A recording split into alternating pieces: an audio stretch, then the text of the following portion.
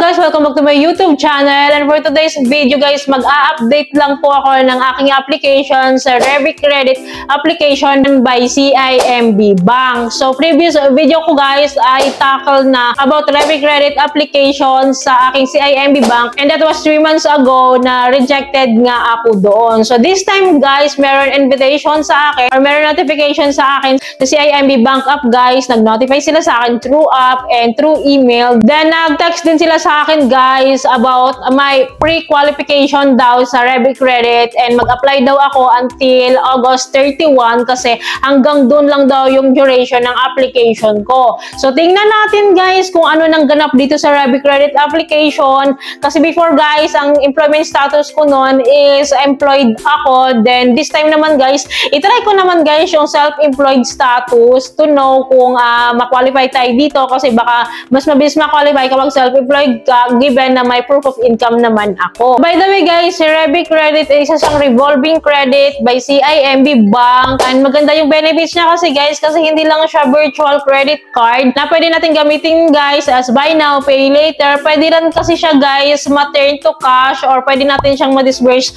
to cash, and pwede natin siyang ipambayad din sa mga bills natin. Alam mo yung mga ganun guys, so marami talaga siyang function. So iba ito guys sa personal loan ni CIMB Bank. So let's see guys, kasi mas mababa kasi ang approval rate, kasi up to 250,000 pwede nilang ipahiram sa atin. So let's see. So try ko ulit mag-apply, and let's see kung anong pagbabago dito sa app, and tingnan natin guys kung makapasa tayo. So I have been pro-selected nga po Revi Credit application. So click natin tong apply. Then nakalagay dito guys, what type of account are you looking for? So syempre dito tayo sa loan. Under ng loan guys, may dalawang choices, which is a personal loan and saka sa Revi Credit. So sa Revi Credit guys, kasi dito tayo pre-selected. So nakalagay dito guys, get a credit limit up to 250,000 and as low as 1% monthly. So di ba bong? So click natin to guys. Then meron siyang eligibility guys and required documents. So basic lang naman, at least 21 years old, at least a Filipino, tapos may monthly daw na 10K. Then required documents is ganun pa rin guys, payslip, certificate of employment, tsaka BIR form. And click natin tong let's start. Then nakalagay na dito guys, enter your desired Revi Credit limit. So meron nga akong offer na 30,000. So nasa sa atin naman daw kung gusto natin ay increasean, kasi after to 50,000 naman. So for me, gusto ko siya ay 50,000. So ito-try natin tong 50,000. Then, i-check natin din tong nandito sa box for agreement to, mga ganyan, terms and conditions. So, kailangan yan. Then, after nito guys, i-click natin tong continue sa baba. So, nakalagay dito guys, want a higher Revi Credit limit. So, ito daw ang kailangan na requirement. So, ganun naman pa rin yung requirements guys. So, syempre, click natin to guys yung proceed with higher limit. Kasi nga, 30,000 lang yung offer sa akin. Ginawa kong 50,000. Kaya meron silang notification na dito. So, click natin tong proceed with the higher limit. So, let's see. So, ito guys, ang kailangan natin fill upan yung parang personal info natin, which is our address. So, basic lang din naman, address natin. Then, tell us more about yourself. So, status, employment type, tapos occupation, then the number, tsaka gross monthly income. So, dito guys, sa employment type ko is, piliin ko si self-employed. Kasi last time, employed yung ginamit ko, hindi ako na-approve. So, try natin tong si self-employed. Then, occupation. So, marami namang choices dito kung ano talaga ang occupation natin. So, pipili lang tayo ng category dito. So, wala namang maling sagot dyan. Pili lang tayo dyan. Then, sa monthly income, so, i-declare natin kung ano talaga yung monthly income natin. Then, sa last, guys, kailangan mo talaga ng TIN dito. Required po yan. Then, after nyan, guys, click natin i-click natin sa baba yung continue for the next step. And, wait lang natin, guys. And so we just need a few more details. So nakalagay dito guys, business name, business contact number, then emergency contact name, and emergency contact number. So kailangan talaga yan guys. So click natin guys yung next for the next process. So nakalagay dito guys, submit our application, our income document. And nakalagay dito guys, BIR form 1701 lang yung available to check. Walang ibang choices. So binaback ko siya guys para mapalitan ko sana, kasi wala man akong BIR 1701 pero hindi na siya mababak. Ayan guys, nakalagay continue my application application na lang. So, kinlik ko na lang yan. Then, chinek ko na lang yung BIR form to proceed this process. So, nakalagay dito guys, yun, nag-upload mo na tayo ng income document. Meron naman ako ng guys, bank statement siya. Pero tingnan natin kung mag-work yung ganito kahit hindi BIR form. So, ito yung next guys, your document is being reviewed. This can take up to 2 banking days. So, actually guys, for your update lang din naman is nag-take talaga to ng 2 days. Then, nag-text sila sa akin. Then, nakalagay dito guys, we are unable to validate your income document. We've sent you an email. Promo details.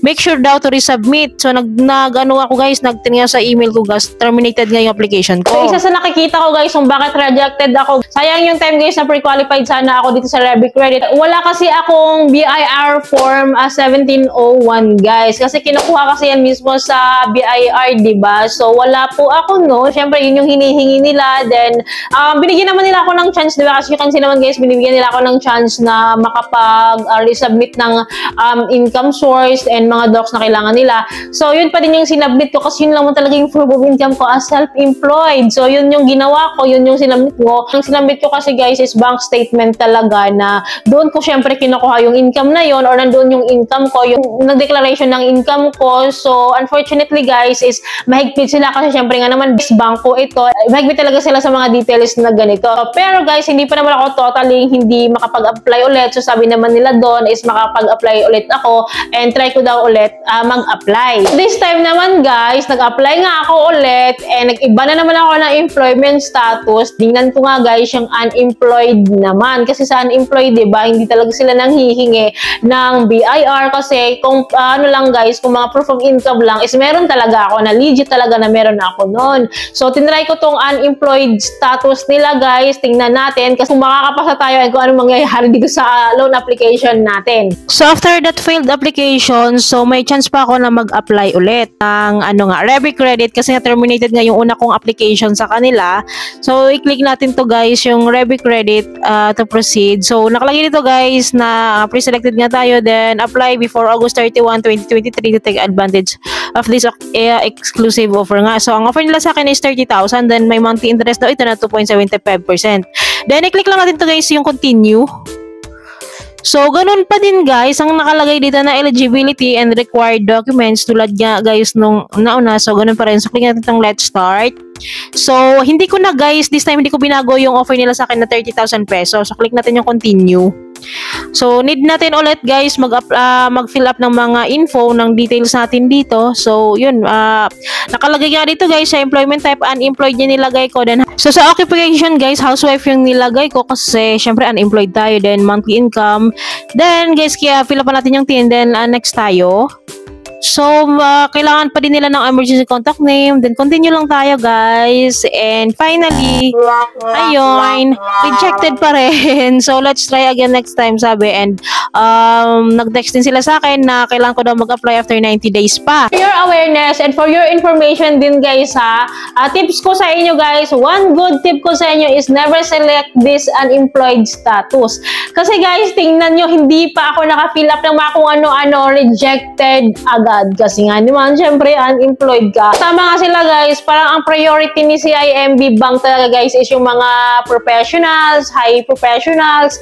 Alam niyo, pansin ko, ganun talaga yung mga, yun talaga yung mga naka-qualify dito sa CIMB Bank. Pero yung mga ordinaryong tao lang, ang hirap-hirap ma-qualify dito sa mga loan offer ni CIMB Bank like Rebi Credit or personal loan nila. Mahirap makapasa dito. Doon sinasabi nila, ang income mo dapat at least 10,000 pesos monthly. So, di ba, kaya naman talaga yon ng ordinaryong tao. Pero based sa mga nag-a-apply, based sa mga viewers na nagko-comment sa mga videos ko is ganun nga din sa kanila. Kahit nga daw siguro million yung i-declare mo na income mo is parang mara-reject ka pa din and ma-disapprove ka pa din. So yun lamang guys. I hope may natutunan kayo sa video. And I hope guys yung video na ito nakatulong sa inyo. And kung nagustuhan niyo yung video na ito guys, please don't forget to like, share, and subscribe. And click niyo po guys yung bell button para update kayo sa mga bago pa pong mga videos like this. Guys, thank you for watching this video. Bye!